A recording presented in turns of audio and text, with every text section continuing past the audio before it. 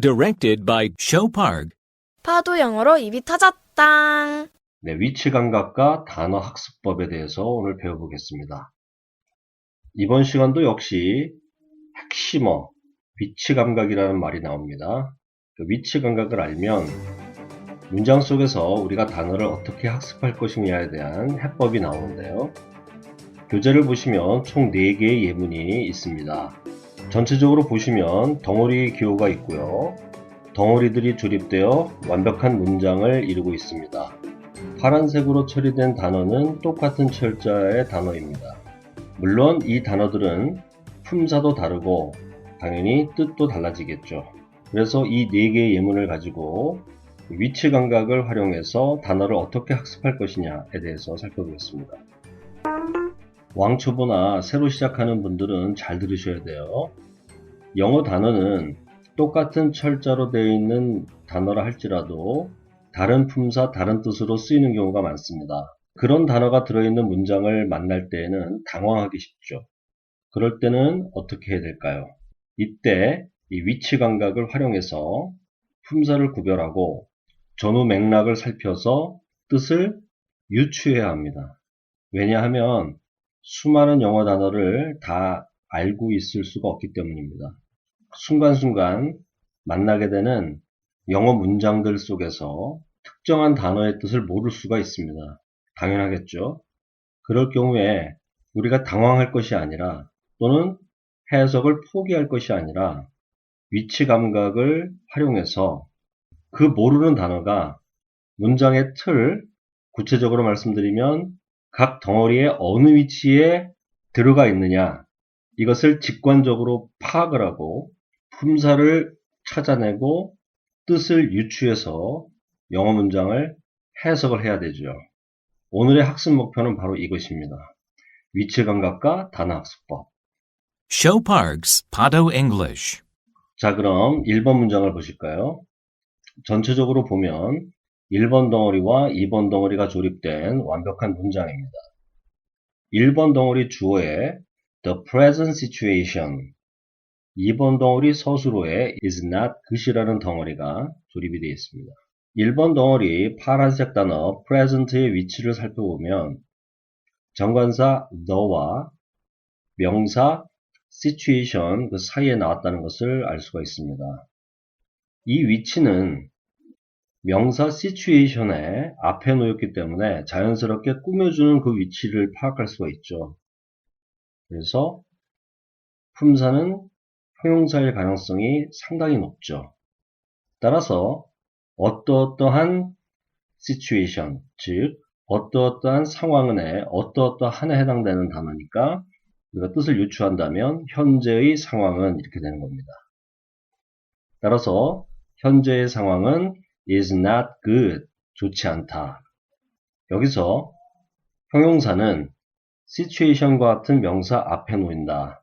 이런 위치 감각을 파악을 하셔야 됩니다. 다음 2번 문장이요. Thank you for the present라는 문장인데요. 덩어리 기호가 1번 덩어리, 이 자리는 주어가 나오는 덩어리인데 아무것도 없죠? 근데도 덩어리 기호를 표시한 이유는 이 자리는 원래 주어가 나오는 자리인데 주어가 생략됐다 라는 거고요. 2번 덩어리는 뭐죠? 동사가 나오죠. thank라는 동사가 나왔습니다. 그래서 thank you, 당신에게 감사드립니다. 2번 덩어리 서술어고요. 3번 덩어리 보충어에 for your present가 나왔습니다. 위치 감각을 활용하면 일단 보충어 3번 덩어리 마침표 앞에 덩어리 끝부분에 놓였기 때문에 명사의 가능성이 상당히 높을 뿐만이 아니라 소유격 대명사 your 다음이고 전치사 for 다음에 놓였으니까 이건 완벽한 명사 자리죠.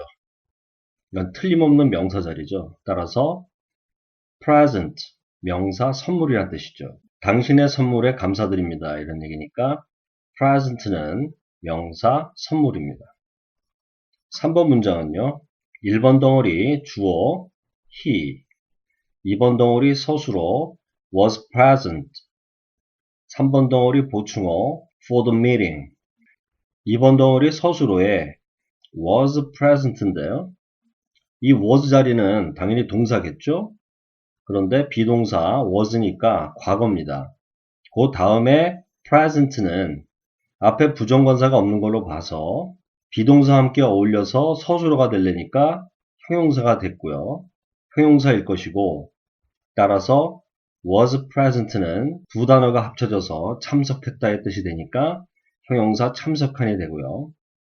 for the meeting, 그 회의에, 그래서 그는 그 회의에 참석했다가 됩니다. 그러면 1번 예문과 3번 예문은 품사는 똑같이 형용사인데 뜻은 달라졌죠. 왜 이런 현상이 벌어졌을까요? 명사 앞에 놓여서 1번 예문 명사 앞에 놓여서 the present situation 할 때에는 명사를 앞에서 꾸며주는 방식으로 사용되어 현재의 상황, 현재의 이란 뜻으로 쓰였고 이번 3번 예문에서는 2번 덩어리 서술어 비동사 과거형 비동사 was와 함께 어우러져서 was present에서 참석했다 이렇게 쓰였으니까 참석한이라 뜻입니다. 형용사의 품사를 하더라도 위치에 따른 이 쓰임에 따라서 뜻이 달라질 수도 있다는 것도 우리가 꼭 기억을 해야 하겠습니다. 4번 예문이요. 1번 덩어리 주어의 he, 그는 2번 덩어리 서술어 마침표에서 1번 덩어리와 2번 덩어리로 끝났는데요. 2번 덩어리가 좀 길어졌어요. 자, 2번 덩어리 시작하는 그 앞부분에는 당연히 동사가 나와야 되는데 지난 시간에 했던 것처럼 그 사이에 틈을 싹 들어온 조동사가 will이 있군요. 이번 경우는 뭐뭐 할 것이다. will present a new product. 그럼 여기서 present는 조동사 will 다음에 놓였고 뒤에 product가 있는 걸로 봐서 이거는 100% 동사의 위치죠. 새로운 product를 프레젠트하다. 새로운 제품을 프레젠트 할 것이다 라고 했을 때 우리가 뜻을 유추하면 발표하다의 뜻으로 쓰였다는 것을 알 수 있습니다. 지금까지 살펴본 것을 정리해보면 문장을 구성하고 있는 각각의 덩어리에 특정한 단어가 어느 위치를 차지하고 있느냐, 어느 위치에 있느냐에 따라서 우리가 품사를 구별할 수도 있고 또 100% 뜻을 몰랐다 하더라도 전후 맥락 속에서 뜻을 유추하는 그 접근법을 사용해 봤는데요. 100% 뜻을 우리가 유추할 수 없는 상황도 있습니다만은 그러나 최소한 품사만이라도 구별할 수 있어도 절반 이상은 성공한 것입니다. 그 정도로 이제 위치 감각과 이 품사의 관계는 굉장히 긴밀한데요. 이 위치 감각이 그 정도로 중요하다는 것을 살펴봤습니다. 결론을 내리겠는데요. 뭐라고 되어 있죠? 한국어를 거치지 않고 이미지로 뜻을 파악하라 느낌표 빡이라고 되어 있는데요. 우리가 단어를 익힐 때에는 영어 단어 뜻 이런 식으로 단어를 암기를 하는데요. 한 단계 더 깊이 들어가면 여기서 뜻은 한국어를 사용하는 한국인의 입장에서는 한국어를 동원할 수밖에 없습니다. 예를 들어서 두 번째 문이요. Thank you for your present. 여기서 present는 선물이란 뜻인데요.